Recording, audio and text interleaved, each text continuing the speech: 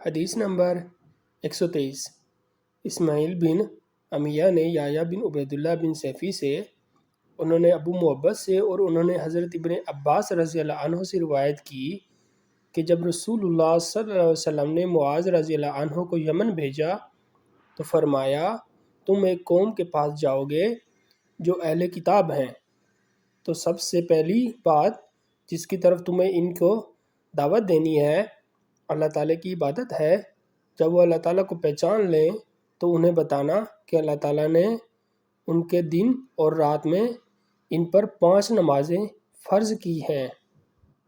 جب وہ اس پر عمل پیرا ہو جائیں تو انہیں بتانا کہ اللہ تعالیٰ نے ان پر زکوٰۃ فرض کی ہے جو ان کے مالداروں کے اموال سے لے کر ان کے فقراء کو دی جائے گی۔